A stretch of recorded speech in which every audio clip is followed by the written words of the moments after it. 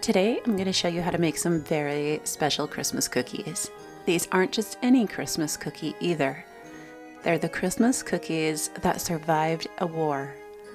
World War I, to be specific. Before I start these cookies, I'm going to do a little homemaking and kitchen organizing. As I do that, I'll share the history of these cookies because it is super special and I find it fascinating.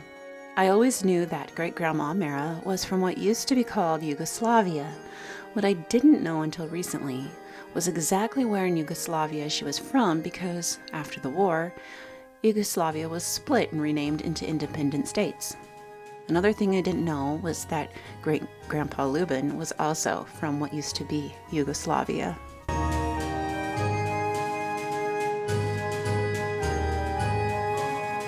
I've been learning that great-grandpa immigrated from Croatia to the US when he was 19, 1 year before World War I broke out. Grandma also immigrated when she was 19, but she was 8 years younger than Grandpa, and she didn't immigrate till after the war had ended. That makes sense because Serbia was landlocked and blockaded during the war. Grandma lived in what is now known as Serbia. This means that Grandma was at the heart of one of the greatest world wars.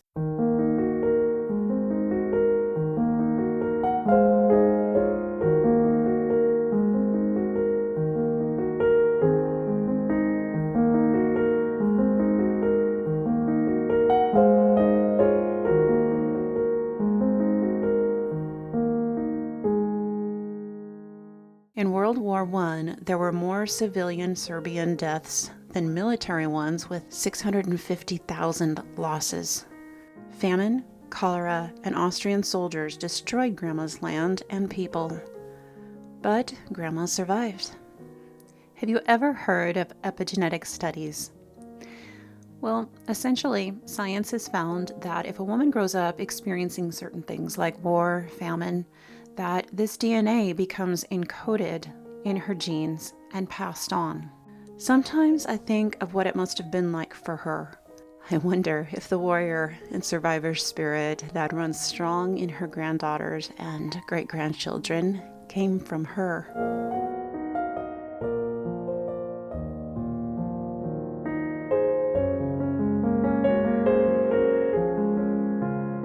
I also think about how if Grandpa had not gotten out when he did, he would have been drafted.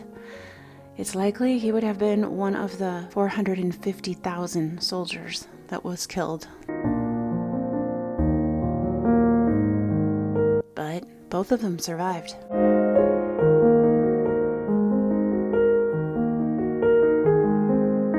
They came to the United States and met. We don't know how, but oh my gosh, wouldn't that be a fun story to learn? We do know that together they had 3 daughters, my grandma and her sisters. Sadly though, Grandpa had worked as a coal miner and passed away young at just 46 from black lung. Grandma was just around 38.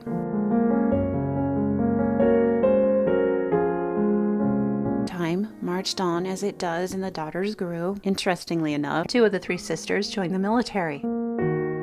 I don't know much about Grandma Mara. I never got to meet her as she lived out east and I was born out west. I do know that we shared a skill and affinity for crocheting and pie making, and we do have something special to remember Grandma Mara by. You see, she wasn't the only thing that survived World War I. Her Christmas cookie recipe did too. These are the Christmas cookies that survived a war.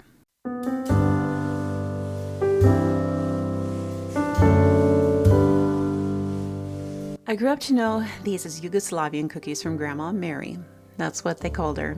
During my childhood and teen years, and to this day, my mother makes them every single early winter and gives them as gifts to her family. One of my aunts makes them too. She's even come up with a gluten-free version before, which I would love to learn how to make someday. These cookies can be really tricky. They are not the easiest cookies to make. I'd say they are more intermediate level. I guess Serbian women were not afraid of a challenge in the kitchen. I was a teenager before my mom would even let me try to roll them out. The first thing she started me out with in teaching me how to make these cookies was how to make the dough. So you want to start a day in advance and mix the dough. And by the way, this recipe will be on the website. I will have it in a printable blog post for you, so you can just print it out. Something I didn't show here is that it works the best to cream the cottage cheese in a blender until it is very smooth before you mix the dough. Growing up, we used a hand mixer, and it was not easy because it took a lot of muscle getting it all mixed together, and you had to finish it off by hand. It's so much easier now that I have a KitchenAid to do this part for me. You want to mix the dough until it's thoroughly incorporated, and then you want to divide it into pieces. I like to divide it into 4 discs. You could also divide it into 8 discs though. That might be easier. I find 4 seems to be the perfect number. The reason you want to separate it into 4 pieces is because you need to keep the dough as cold as possible while you are working with it. So you only want to take it out in sections as you are making 1 sheet of cookies at a time. One of the number 1 tricks is if the dough starts to get too warm, it's not workable. You can't work with it. It has to be cold. So just divide it into sections and leave the sections you're not working with in the refrigerator.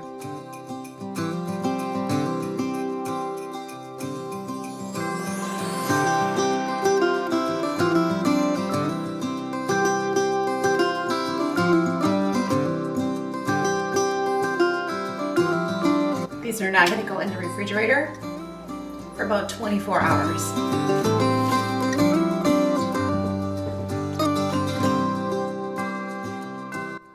Also, a day in advance, you want to make your nut mixture. This is going to be the filling for the cookies. The traditional recipe calls for walnuts or dried fruits, but I like to use pecans instead because, for one, I love pecans, and for 2, I think I may have the same allergy as my oldest son. He was clinically diagnosed with an allergy to walnuts, and I think I have it too. I think we got that from my other grandma. Walnuts just have a bad reaction for us. So we use pecans, but you could use walnuts or even almonds. I think they would be great with almonds and a little almond extract mixed in, or almonds, almond extract, and dried cherries. That would be a fun combo. My mom always makes these with walnuts or dried minced apricots. They are good both ways.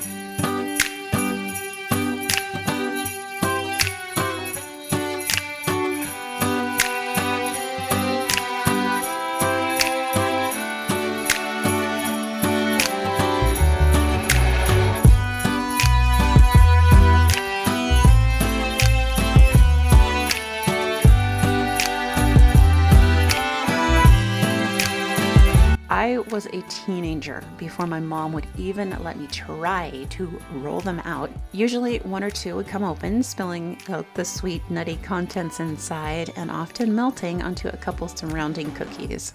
We would keep those ones for our family and give the perfect ones to friends and family members. A couple of years ago, I figured out a secret to making them though. It makes them perfect every single time. So the mix to roll them out is 2 cups powdered sugar, 2 cups of granulated sugar. And my mom used to roll them out in liberal amounts of this mix because that's how the recipe said to do them. I discovered that if you use just a fine dusting of the powdered sugar and sugar mix, that it makes them turn out every time. They roll up perfectly. The only thing is you have to work super quickly if you're going to do it this way. Once they are rolled together, like I'm going to show you, then you roll them in the powdered sugar and sugar mixture before placing them on the cookie sheet and baking them. So now I'll just show you.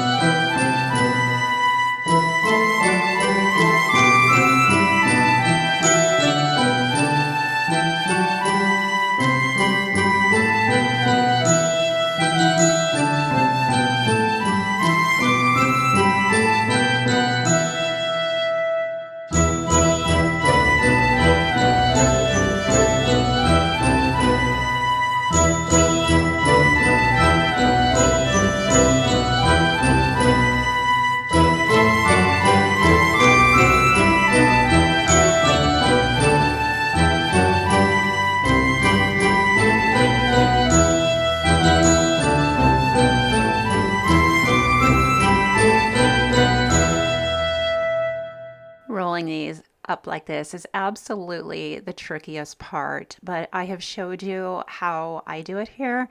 And if you do it just like this, they usually turn out. You want to try to work quickly because the warmer the dough gets, the more it will not turn out.